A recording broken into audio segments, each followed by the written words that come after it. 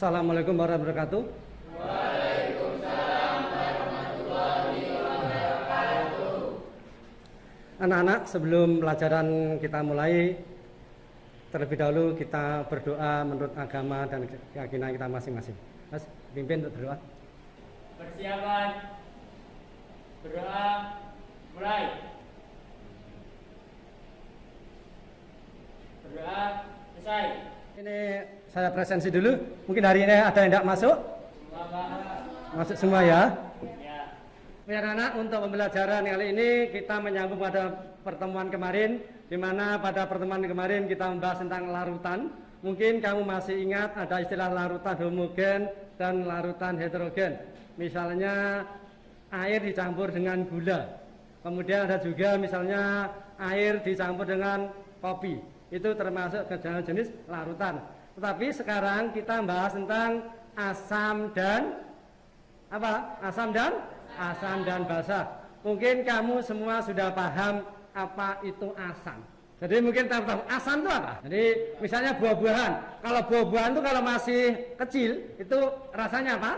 Asam. Jadi itu rasa asam. Maka disebut hampir semua buah-buahan kalau masih kecil rasanya asam.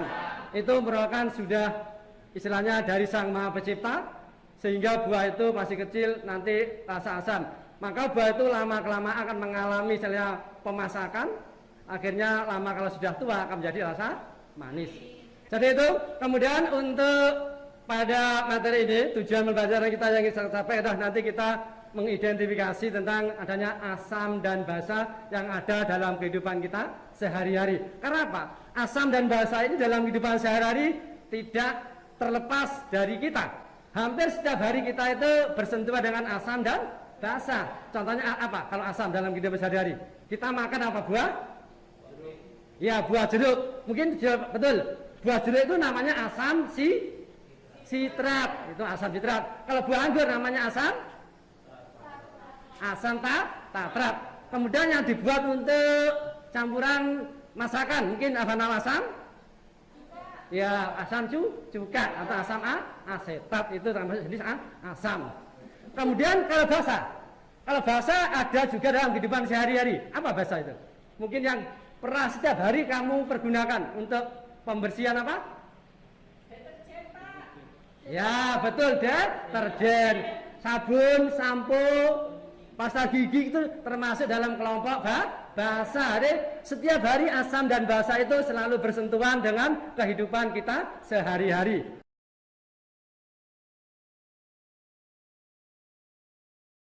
Dan anak, untuk mengetahui ciri-ciri daripada asam dan basa, mungkin nanti coba anak-anak sebutkan atau pahami atau cari apa ciri-ciri daripada asam. Coba bisa? Ya.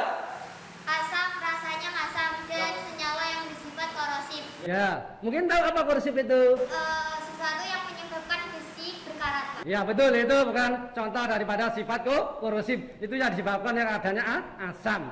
Anak-anak, kemudian apa ciri dari basa? Ayo, siapa bisa menjawab untuk ciri basa? Saya, Pak, ciri-ciri basa itu bersifat dapat merusak kulit. Terus yang kedua itu terasa licin seperti sabun. Nah, betul, jadi itulah sifat-sifat daripada basa, memang licin di kulit. Jadi dapat menyebabkan iritasi, mungkin misalnya kamu mencuci pakaian. Ya anak-anak, untuk mempermudah pemahaman tentang asam dan basa, mari kita mengidentifikasi asam dan basa dengan menggunakan indikator buatan, yaitu yang berupa namanya kertas lakmus. Mungkin anak-anak tahu kertas lakmus? Pak, saya mau bertanya, kenapa harus menggunakan kertas lakmus dan tidak menggunakan kertas lain? Ya, mengapa yang digunakan kertas lakmus? Karena kertas lakmus ini terbuat dari bahan, yaitu yang berasal dari simbiosis mutualisme, yaitu dari lumut kerak atau namanya lisines, sehingga bahan ini lebih mudah atau lebih awet. Di situ jelaskan bahwa karena lakmus ini dapat merubah warna dengan cepat. Yang kedua, lakmus suka bereaksi dengan oksigen sehingga dapat tahan lama. Dan yang ketiga, lakmus itu mudah terserap oleh kertas. Itulah sehingga kertas lakmus ini dipilih sebagai indikator alami untuk mengidentifikasi asam dan basa. Pak, saya belum pernah tahu bentuk kertas lakmus. Ya, ini untuk kertas lamus ini. Kalau kamu nanti membeli kertas lamus itu harus di apotek. Selain apotek tidak ada. Jadi ada di toko obat. Maka ini Pak Guru sudah ada tentang kertas lamus. Kertas lamus itu hanya ada dua warna, merah dan biru. Ini coba saya bagikan. Jadi bentuknya memang merah-merah muda, biru dan birunya juga biru muda. Oh ya anak-anak, jadi untuk agar lebih jelasnya untuk memahami tentang asam dan basa, ini nanti kita mengadakan praktikum. Di Google Classroom kemarin sudah kita bentuk kelompok. Jadi untuk itu kamu sekarang membentuk kelompok sesuai yang sudah saya bentuk di Google Classroom. Langsung aja, bahannya ada di belakang, langsung kamu kerjakan. Di situ sudah ada 3 larutan, ada cuka, ada jeruk, ada sabun. Jadi mana dari 3 larutan itu yang termasuk asam dan basa. Dah langsung dibentuk sesuai dengan kelompoknya masing-masing. Saya anak-anak di meja kalian sudah tersedia bahan untuk praktikum dan ada LK-nya, lembar kerjanya dan langkah-langkah lembar kerja yang harus kamu kerjakan. Dan di situ juga ada beberapa jenis larutan, ada cuka, ada sabun dan ada deterjen. Dan langkah-langkahnya itu kamu sesuaikan dengan apa yang ada pada LK-nya itu. Coba sekarang kamu kerjakan. Ini yang pertama itu menyiapkan alat dan bahan. Jadi bagaimana kamu menyiapkan alat dan bahan. Yang kedua melakukan praktikum. Jadi praktikum nanti bagaimana kamu kerjakannya. Yang ketiga mendeskripsikan pengamatan. Sedangkan keempat menafsirkan hasil pengamatan dan kelima mempresentasikan hasil praktikum. Jadi dari beberapa kelompok itu nanti prosedur ini harus kamu lalui. Ada 5 langkah prosedur yang kamu kerjakan dalam kegiatan praktikum. Kan dari larutan ini kan masuk asam, jadi jeruk itu termasuk asam. Langsung diangkat, nggak salah malah langsung sudah kelihatan. Ini langsung taruh sini, didirikan. Ini kan jeruk termasuk dalam kelompok asam. Ini juga asam, yang basa ini sabun ini masuk asam. Coba ayo. Ya kan banyak merah atau basah.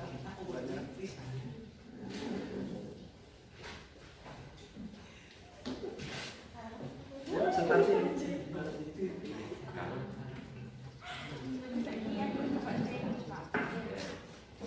kenapa tahu ini ya bagus ya nanti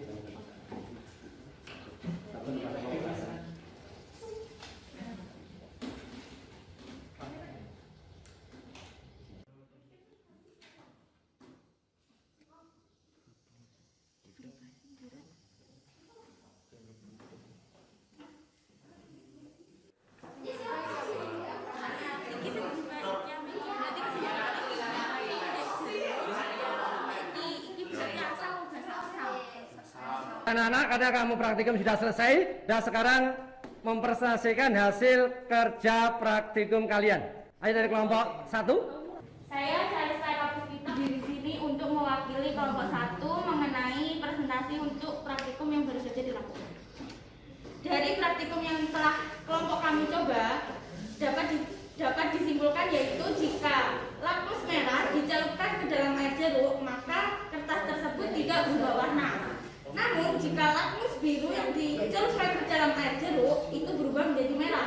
Itu pun dengan cuka hampir sama dengan air jeruk, yaitu ketika lakmus biru dimasukkan ke dalam air cuka berubah menjadi merah. Namun untuk air sabun itu tidak berubah sama sekali karena air sabun termasuk dalam basah.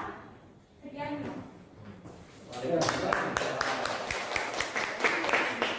Kelompok 1 mempresentasikan hasil kegiatan praktikum dengan cukup bagus sekali. Untuk tugas selanjutnya kamu buka di Google Classroom ya. Jadi nanti sudah unggah di Google Classroom. Nanti kamu kerjakan di rumah tentang kegiatan tentang asam dan basa ini. Ya, untuk kegiatan materi hari ini untuk asam dan basa ada manfaatnya yang dapat kita peroleh dalam kehidupan sehari-hari. Jelas yang pertama basa. Basa itu kita gunakan sebagai alat pembersih. Kemudian basa itu juga untuk kesehatan, terutama obat mah. Obat mah itu terbuat dari basa. Kemudian yang asam itu juga bermanfaat sekali. Di mana asam itu terutama asam yang ada pada jeruk itu mengandung vitamin C. Itu sangat penting sekali untuk kesehatan tubuh kita. Dan anak, karena waktunya kita sudah habis, maka pelajaran kita saya akhiri sekian. Saya akhiri. Wassalamualaikum warahmatullahi wabarakatuh. Waalaikumsalam warahmatullahi wabarakatuh.